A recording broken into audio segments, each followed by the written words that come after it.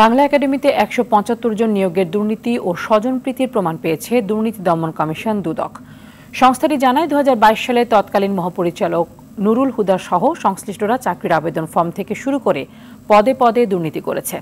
এদিকে দুর্নীতির অভিযোগে সাবেক রেলমন্ত্রী মুজিবুল হক ও তার স্ত্রীর বিরুদ্ধে ২টি মামলা করেছে দুদক।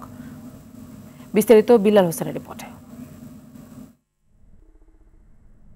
বাঙালির জাতিসত্তা ও বুদ্ধিভিত্তিক উৎকর্ষের প্রতীক বাংলা একাডেমি। বিগত আওয়ামী লীগ সরকারের আমলে সেখানেও চলে ব্যাপক দুর্নীতি। প্রতিষ্ঠানটিতে ১৭৫ জন নিয়োগের ক্ষেত্রে দুর্নীতি ও স্বজনপ্রীতির অভিযোগ পায় দুদক। দ্বিতীয় হলো এই ধরনের অভিযোগ আমি নিজেও প্রচুর পেয়েছি, আমাকে প্রচুর লোক জানিয়েছে ব্যক্তিগতভাবে, সামষ্টিকভাবে চিঠি দিয়ে। এর সূত্র ধরে সোমবার বাংলা একাডেমিতে অভিযান পরিচালনা করে সংস্থাটি। এ সময় বিগত বছরে নিয়োগ পরীক্ষা থেকে শুরু করে নানা অনিয়ম খুঁজে পান দুদকের কর্মকর্তারা।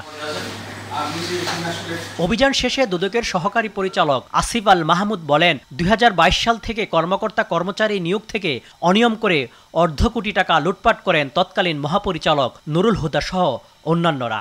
যতগুলো নিয়োগ হয়েছে তার 40-50% যারা অলরেডি এখানে রিক্রুটেড তারাই নিয়োগ পাচ্ছেন।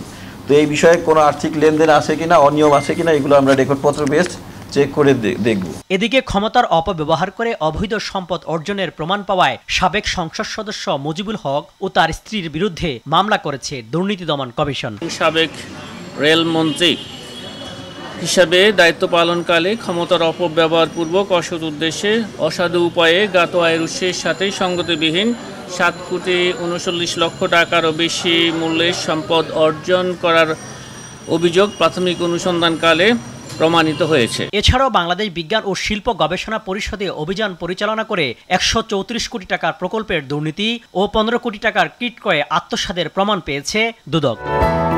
বিল্লাল হোসেন, RTV, ঢাকা।